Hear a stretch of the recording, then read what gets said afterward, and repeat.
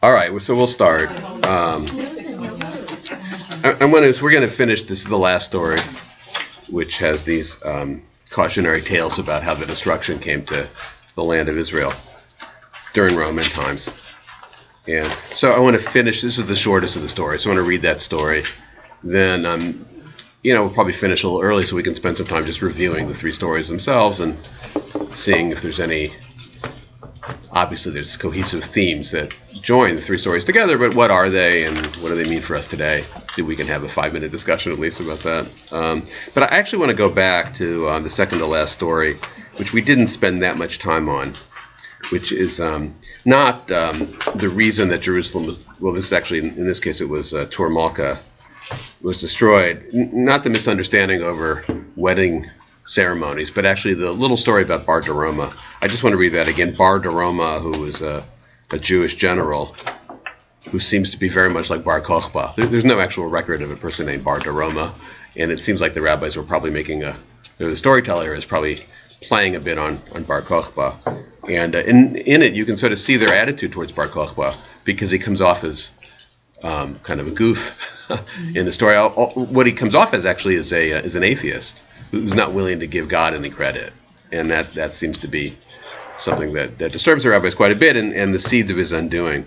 So I'm going to just try to find that. So it's on the second page 2 of 3. And if you're looking at the Hebrew, look at the English, you can see it's where it says, there came against them one Bar Daroma, about a third of the way down.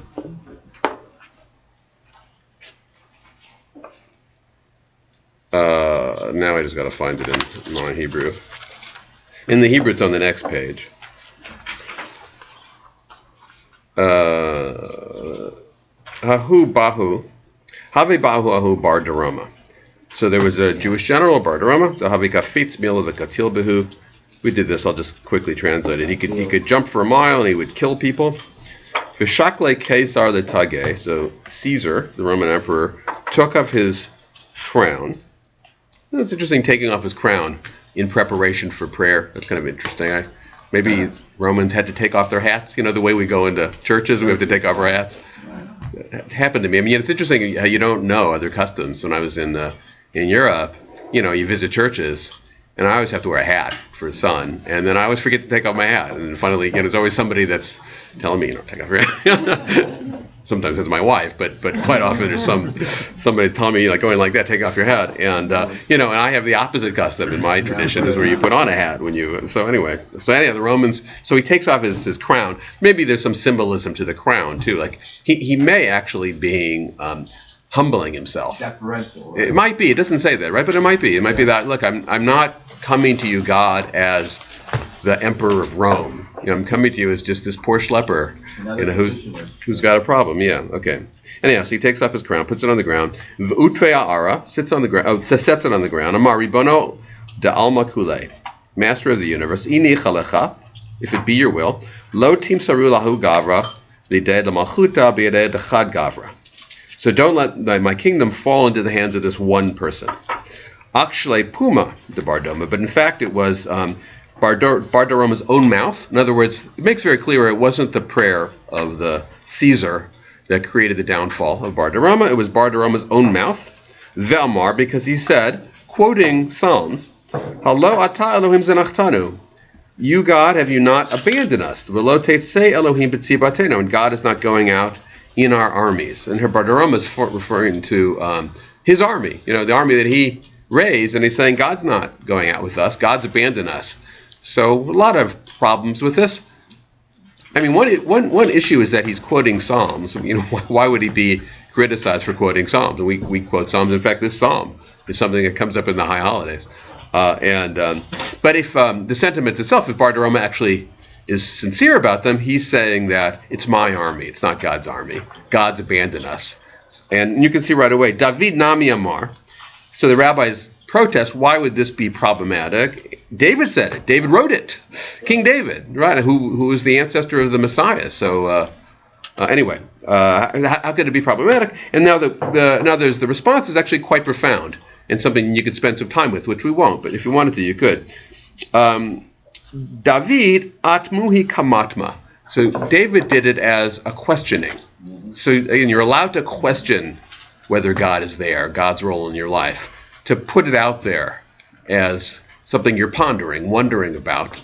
But when it becomes a blanket statement, a categorical statement, God is not here, it's my army, not God's army, then it becomes heresy. So it's actually sort of the tone of voice in which you say it, or the punctuation that you put, that makes it problematic. And it shows that prayer and Jewish texts in general have a subtlety, and also that the rabbis weren't fundamentalists necessarily. You could question, but there's a line between questioning and blasphemy, and they're trying to find what that line might be. Anyway. Taking things out of context, right? So the context would be important, right? Yeah. If the context is, I'm leading this battle and not God. God's abandoned you all. And God's not leading the charge here. I'm leading the charge. Yeah, that context is ego, right? An interesting commentary on wielding the words in the text for your own purposes. Yeah, which does happen a lot. Yeah, the devil quotes scripture, right? So yeah. The Torah has a parallel to that too, when the tribes decide that they're going to go to war without God's blessing. Yeah, they make the effort and they get slaughtered. Right. Yeah. All right. Now the incident that was why he engineered his own downfall, but the incident happens in the bathroom. Al lebeit hakiseh, he was in the bathroom. Ata darkona, there was a snake. Shmate lekarkaseh v'nach nafshe. His innards collapsed and he died. All right. Amar. Now we go back to the Roman emperor. Quick scene break here. We go back and forth. So it's like a TV show. So a quick scene break. Ho'il v'trachishli nesa. The the emperor says, because I had this miracle. Hazimna ishbakinu. So I'll let them alone. I'll let them off this time. I won't try to march against them. Shavkinu v'azal. So he just left them, which could have been, a happy ending for everybody. Happy ending for the emperor. Happy ending for the Jews because they wouldn't have been destroyed. But now we go back to a fateful misunderstanding. So that they have a party because of that, because the Roman legions have withdrawn.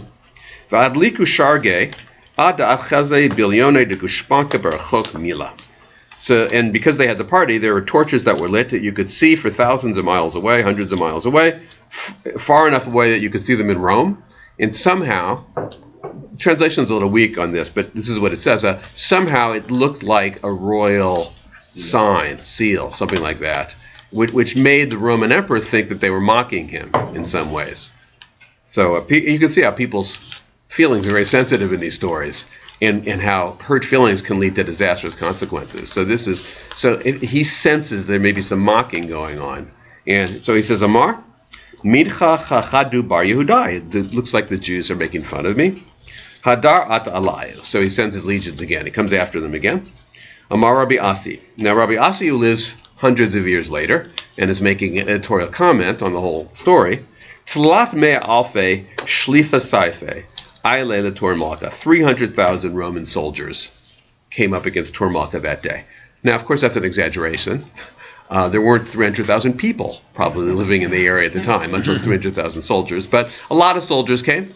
V'katlu ba tlata yoma utlata leluta.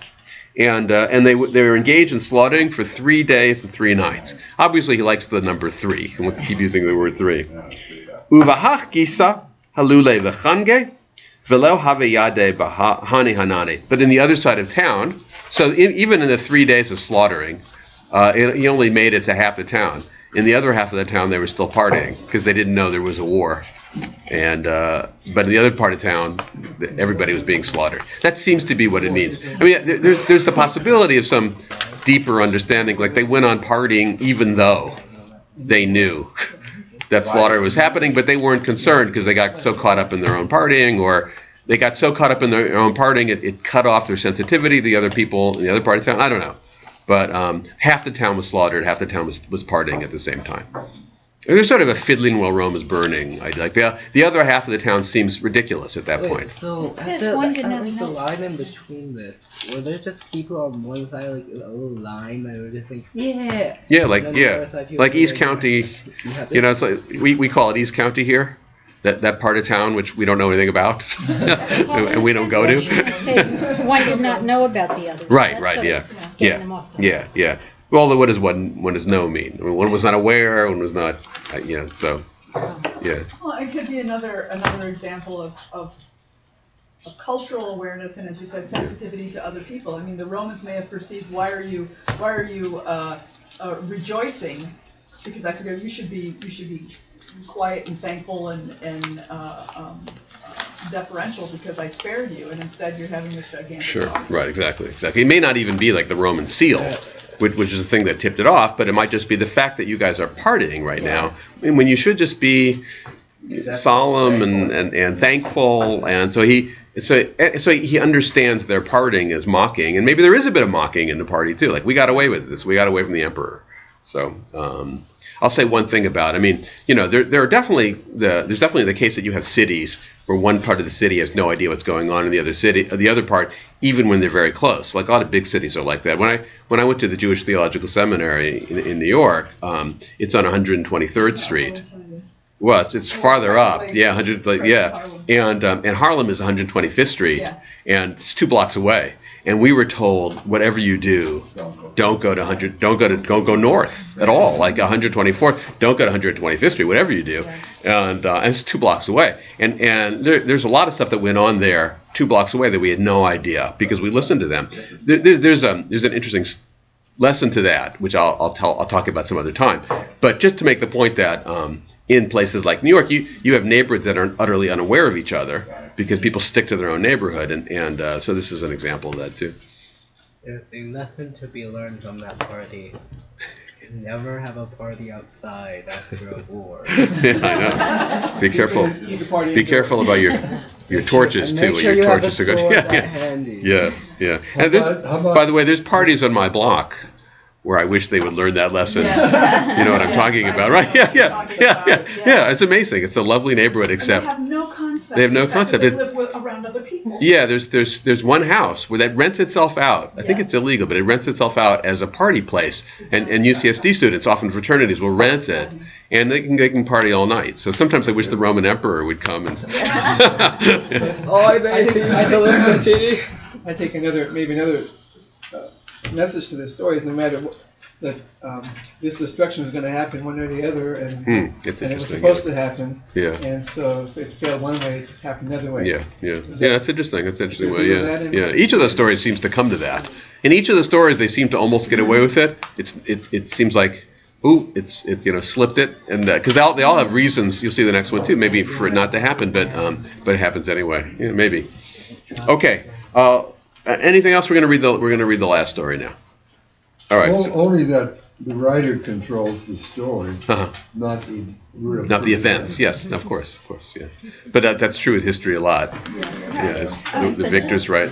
This is an example of the losers writing the history. That's right. It's not the victors writing the history. Although in some sense it's the victors writing the history because the rabbis who wrote this, those storytellers, became dominant in Jewish culture after these wars, and before the wars they weren't dominant. So they do use the opportunity of even though the Jewish people lost these wars, they became the dominant party in Judaism after the war. So they use writing the stories as a way, and this is something we could talk about, to promote their philosophy, their ideology, their way of dealing with outsiders, with Romans, with occupation, which was very different than obviously Bar Kokhba and the rebels, because the rabbis were a party that were against the rebellions. They're opposed to the rebellions.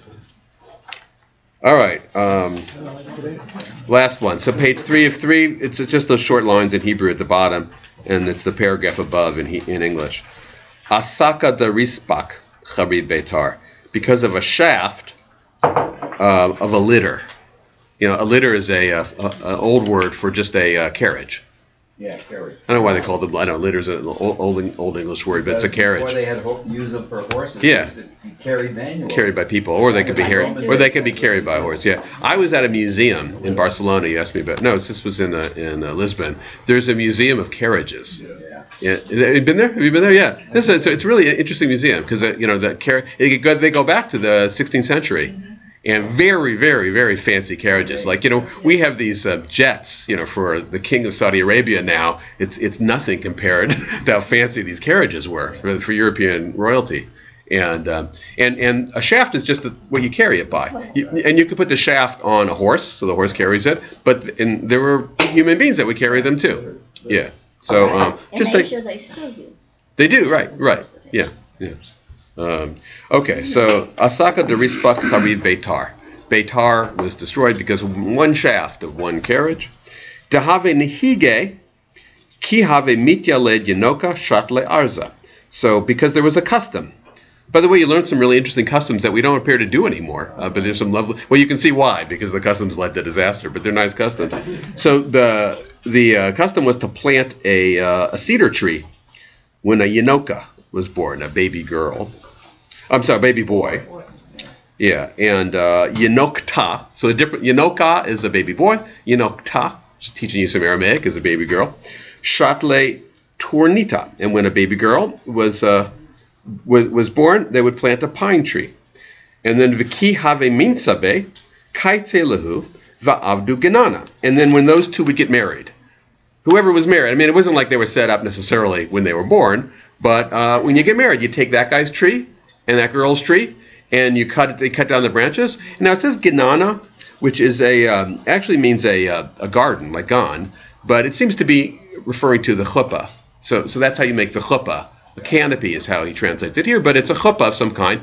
So that's really beautiful. You end up making the chuppah out of the trees that were planted when they were born.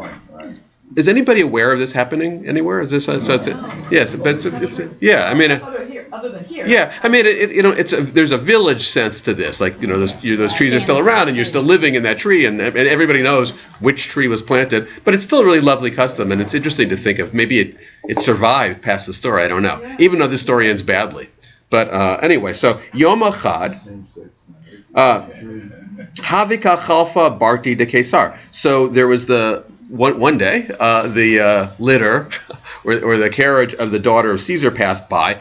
She was visiting her provinces in the land of Israel and was taking a little trip. Maybe she was a tourist. She went to see some of the sights. So she's carried in a carriage, and Itbar Saka Derispak, and one of the shafts broke.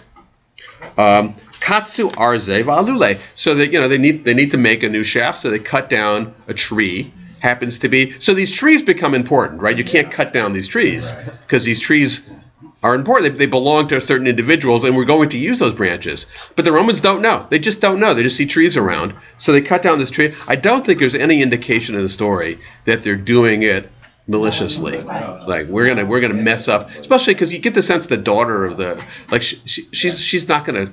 I don't know why I think that. Why the daughter of the emperor would be less likely to maliciously cut down trees. It's not a soldier. It's not the governor. She doesn't have any reason to just suddenly impose. Right.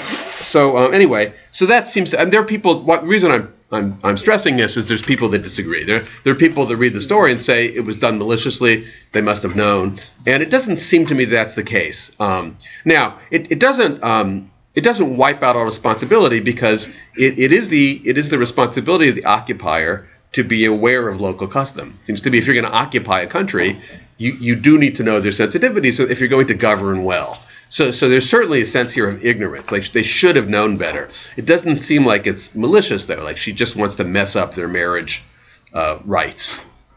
Anyway, it's kind of a double violation in that they're using the cedar tree for her, and she's a girl, so it would. Oh yeah, I didn't even notice that. You're right. Yeah. So the Jews could have taken it as more of a violation. Yeah.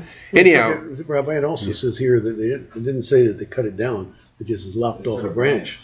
So katsu. Yeah. Is that which one is correct? Katsu means cut down. Lop it off. That's an interesting. Arza. It just says they cut the tree. So the translator here is being a little bit creative because it says the Aramaic is they cut the tree. So that's ambiguous. It's ambiguous, right? Cutting the tree could mean they just took some branches. Yeah. So see how upset some Jewish mother is. She's been watching this grow for her son, and now there's no piece of wood to take to the. I know. So anyhow, as a response, Atu naful alehu machunhu. So the Jews fell upon them and they beat them up, the soldiers. Okay, so it seems like the Jews are also overreacting here. Right. I don't know that it's a great idea to be attacking soldiers. Armed soldiers. Clearly armed soldiers. Yeah. Although this is something that's been done since time immemorial. People rebel. And sometimes they rebel with, you could say with great courage, or you could say with some foolishness. I mean, it depends on your political views at some point, or how you're viewing the context. What kind of historian you are. But that's what they did. And one thing we know for sure, without analyzing the politics of the story, is that the Jews are very upset. Right? I mean, some Jews here, at least, are very upset. They're upset that you're messing with our sacred trees. You could almost use the word sacred there for the trees, because they represent something very profound to the Jews who planted them, the future of the people, and pru or vu. Just like in the previous story, remember, it was baby rituals, and babies, also represent something very, very important and profound, continuity. So, atu amra leleke. So those soldiers then just say, because the soldiers don't even understand why they're being attacked. Right. They just feel like they're attacking us. So they have to write a report. They write a report to Caesar that the Jews are rebelling. Mardu bach Yehudai. They actually say they're rebelling against you because the soldiers represent you. It's also the daughter. So he's going to be very upset by that. I mean, he's thinking, they're attacking my daughter. Right. By attacking my daughter as soldiers, they're attacking my daughter. So that plays into his own sense of paternity. So just like they're concerned about their children, he's concerned about his daughter. Atu alayu, and the Roman legions came, and that was it. That was the end of it. Each of these stories have an interesting commentary on what happens when you react emotionally instead of responding, and when you have a very, very literal adherence to your own way of life without any opening to the other side. I mean, both sides. Right. Both the Romans and the Jews in response, and to one another. Right. Yeah.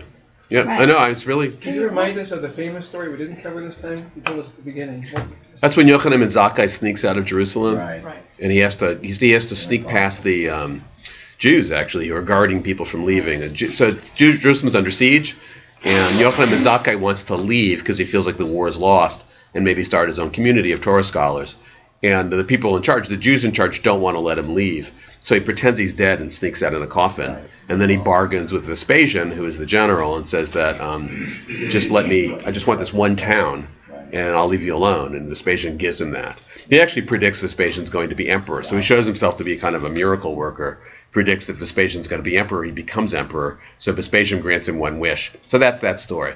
What's interesting, that's the most famous story, but it's also the outlier, because it doesn't point to one incident, whereas all these three stories point to one quotidian, familial, intimate incident. Just to review, I mean, the first one, the Bar Kamsa, is an incident of humiliation at a cocktail party. The second story is the interruption of birth rituals, and the third is the interruption of wedding rituals. All very domestic, very intercommunal, relying on feelings, kind of as opposed to national feelings, but relying on deep sort of personal, intimate, communal feelings, and all involving terrible misunderstandings, which lead to humiliation and then therefore anger and rage. They're basically comedies of errors. Comedies of errors, yes. Each time they assume a motive that may or may not be there, or usually isn't there. Isn't there, yeah. Again, that's that reacting rather than responding. If you react emotionally instead of taking the time to see what the situation is, invariably you'll make a response or an error. But I think it's indicative also of the fact that there was terrible infighting amongst the Jews during that time, which in various places. Right. So that turned up the temperature. Yeah. When there's infighting in a community, then when there's an external threat, you're more emotional and less likely to make smart decisions. Right. There was also a lot of tension with Rome anyway. So I think in some ways the context of the story is it's a tinderbox anyway. Yeah. So they're ignoring the whole tinderbox because they figure the reader knows that. The reader understands that there's an inherent tension between Romans and Jews. So they're saying just these one spark, and they're pointing to these sparks. In other words, in every story, there was this was the last straw. Last straw. The last straw. I think so. Yeah, the straw that broke the camel's back. Whatever. Yeah, Martha. And then. But the situation is that these people live close together, but they don't know each Yeah, other. yeah. And then when something happens, they, as Jane was saying, they react emotionally rather than trying to communicate with each other. Yeah. So I see it as the same kind of thing that's going on with like Black Lives Matter. Yeah. It's Yeah. this community and this community, Right. and they have different perceptions of the same thing that's going on. Yeah. And they have found out that when they do police involved with the community, these things are more reasoned. Yeah. People understand each Right. other better, Right. so Right. they don't end up so violently. Yeah, no, those are really good points. There's a tremendous and disappointing lack of encounter in these stories, where the two communities cannot encounter each other. They don't know anything about each other. There's this lack of intellectual curiosity even about, I wonder how these Jews celebrate their marriages. If we're going to control their lives and live among them as occupiers, we'd better know something about them.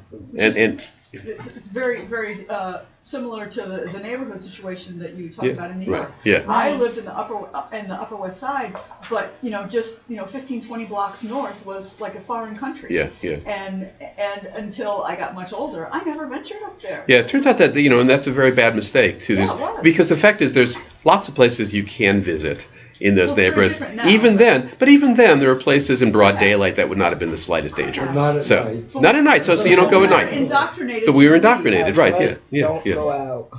Yeah. Let me. So you were going to say something. Yeah. Oh, I was wondering why they're written in Aramaic. Aramaic was the lingua franca. That was the language they spoke with. When you translate them, do you just have to know Hebrew to translate the Aramaic? You have to know Aramaic. So you know Aramaic. You learn Aramaic in rabbinical school. The Talmud's in Aramaic. Yeah. That's right. Yeah. Why do you say the occupier is obligated or should learn about the people occupying? I mean, to me, the occupier, is stronger and he can do whatever he wants. You could say, you're saying occupiers should be benevolent, or what? It's the lesson of the story. I guess it's not so much me saying it. It's kind of seems to me it flows. That's an idea that flows from the story. A smart occupier of a different culture, if the goal is peace, peaceful occupation. Otherwise, it's constant rebellion because of misunderstandings. Misunderstandings are going to more easily happen if there's tension. And remember, an occupation by itself is a tense situation. No population is going to like it. So then if you add ignorance and they have no sense of like what their customs are, what they like, what they don't like, then you're going to have many rebellions all the time. More people get killed, your soldiers are going to get killed, civilians are going to get killed. And I think you could go through history and find a lot of warrant for that too. Much of it today. Yeah, very much so. Of course, yeah. The problem is there's a tendency to resentment and hatred and bullying, and that's human nature too. Yeah. What needed to be done was Rome just put like a Jew in charge and then just kept observations on him, so they don't even have to go near any of this. Yeah, Rome tried that. Rome tried a lot of things, and sometimes the Roman occupation was much smarter. Sometimes they just left them alone. There were these periods really wasn't very smart, and sometimes the Jews were smarter too. It's still not clear how smart it was to rebel. I mean, it was a 2,000-year loss. Right. And I think we valorize Bar Kokhba and the rebels today, but the rabbis didn't. They felt like we lost everything. We lost Jerusalem, and it wasn't inevitable. And we probably could have had our independence anyway. And I don't know. I'm not an historian, and I'm not going to make an argument one way or another. I'm just pointing out that's definitely where the rabbis were coming from. They felt it was utter foolishness, suicidal, and all the lives could have been saved. And that's all right. Thanks.